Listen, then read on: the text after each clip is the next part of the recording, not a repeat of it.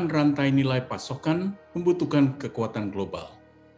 Opini Raymond Chandrawinata. Setelah tembok Berlin runtuh pada tahun 1989, sasaran utama globalisasi adalah proses efisiensi. Perusahaan menempatkan produksinya di daerah biaya yang paling rendah, sementara investor mengerahkan modal di tempat yang pengembaliannya paling tinggi. Lebih dari 2 dekade, banyak kemungkinan dan kemajuan telah dicapai untuk memunculkan rantai nilai yang sangat canggih yang mencakup setengah dari semua perdagangan. Semua itu membuat harga tetap rendah bagi konsumen, serta membantu mengangkat lebih dari 1 miliar orang terentas dari kemiskinan. Hal ini terjadi di banyak negara-negara berkembang yang meningkat industrialisasi, termasuk Tiongkok, India, dan tentunya negara kita, Indonesia.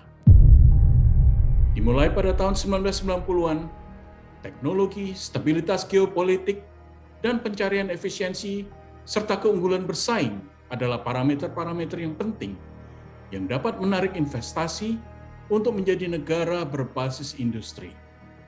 Hal ini tidak terbelenggu oleh geografi. Dengan komunikasi yang lebih efisien, ditambah kemudahan pengiriman peti kemas yang lebih efisien lagi, perusahaan-perusahaan dapat berpindah dari satu benua ke benua lain untuk mencari biaya yang lebih murah dan margin keuntungan yang lebih tebal. Rantai pasokan adalah bahan serat dari mana globalisasi dekade terakhir dijalin. Hal ini memungkinkan produsen yang berani menyerang ke luar negeri untuk melemahkan pemasok komponen dan pesaing mereka dalam negeri, serta menemukan kesempatan di pasar baru. Contohnya saja negara kita, Indonesia, merupakan produsen nikel terbesar di dunia dan menguasai 27% dari pasokan nikel global. Produksi ini termasuk bentuk produk hulu biji nikel sebanyak 50 juta ton per tahun maupun produk hilir, FENI, NPI, MATE, kurang dari 907.000 ton per tahun. Kebijakan pemerintah Indonesia ini terkait larangan ekspor biji mentah kurang dari 1,7% sebagai upaya hilirisasi telah menyebabkan kenaikan harga nikel global hingga 18.000 US dollar per ton dari sekitar 12.000 US dollar per ton pada tahun 2020. Selain itu, berbagai jaringan transportasi yang melibatkan pesawat, kapal, kontainer, kereta api, truk, telah memungkinkan para pebisnis di seantero dunia untuk bersatu. Mulai dari Eropa dan Australia, Shanghai sampai ke Amerika Serikat, Johannesburg sampai ke Buenos Aires. Siapapun yang punya teknologi tinggi dapat menciptakan produk baru dan canggih yang dirakit dari komponen yang disediakan banyak negara, menggunakan komponen yang didatangkan dari area yang lebih jauh lagi. Namun, hal ini berubah dalam 5 tahun terakhir. Pertama, adanya tarif dari negara pengimpor, seperti Amerika untuk produk ekspor Tiongkok.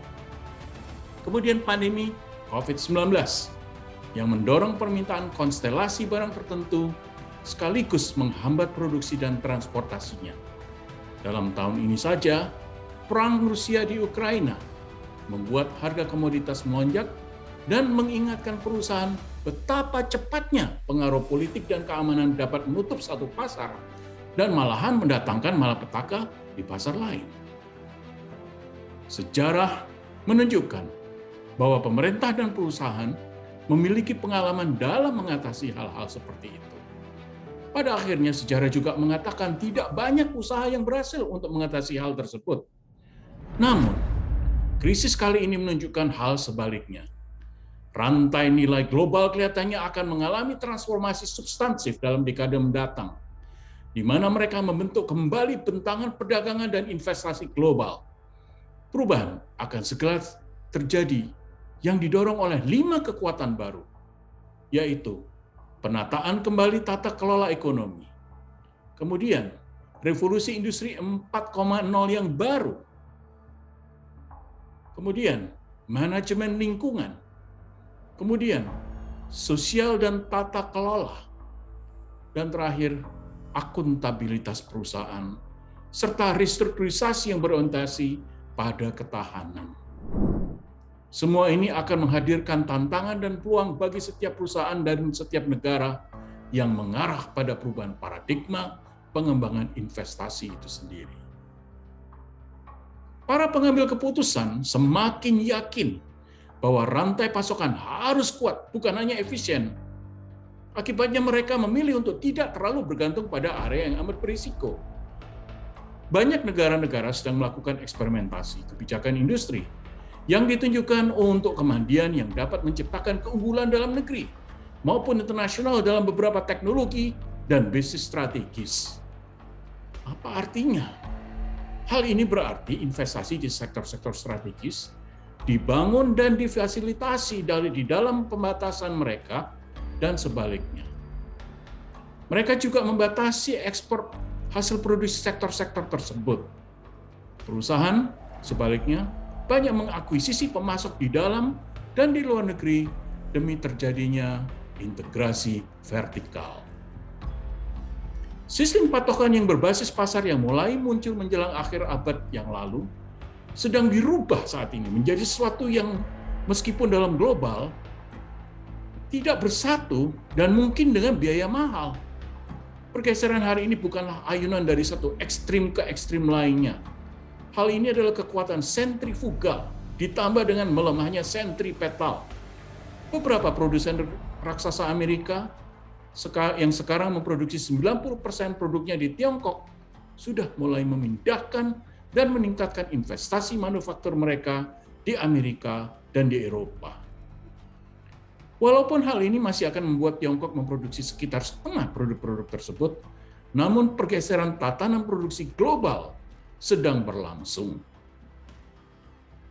Mendesain ulang rantai pasokan membutuhkan waktu, dan mendapatkan hasil desain baru membutuhkan waktu yang lebih lama lagi. Biaya yang dikeluarkan akan cukup besar hanya untuk sekedar memperhatikan efisiensi. Biaya ini pastinya akan dibebankan kepada pembayar pajak, perusahaan, dan bahkan konsumen. Beberapa ketegangan yang mendasari dapat menjadi lebih, dan upaya untuk meningkatkan keamanan ekonomi bahkan dapat menciptakan masalah-masalah sendiri. Ekonomi dunia belum tentu menjadi kuat dan mungkin malah rentan terhadap guncangan pada saat terjadinya perubahan iklim, atau pada saat pandemi penyakit yang akan datang, atau pada saat ketegangan geopolitik yang dapat meningkatkan frekuensi dan intensitasnya. Integrasi ekonomi yang meningkat tidak membawa keharmonisan global yang lebih besar seperti yang diharapkan beberapa orang. Sulit membayangkan bahwa fragmentasi akan jauh lebih baik, dan terlalu mudah membayangkannya memperburuk keadaan. Itu bisa menjadi salah satu alasan mengapa untuk waktu yang lama perubahan bentuk fundamental globalisasi banyak dibicarakan, tetapi tidak banyak dikejar.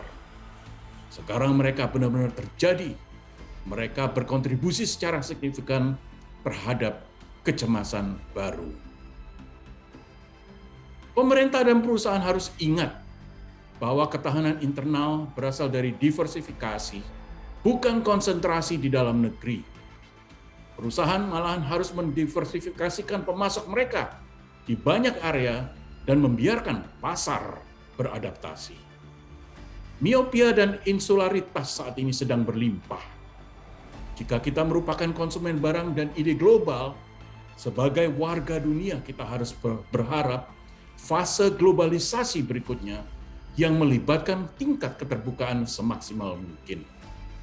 Kesetimbangan baru antara efisiensi dan keamanan adalah tujuan yang harus dicapai. Namun, penciptaan area baru bersubsidi tidak akan membawa kesetimbangan yang baru ini.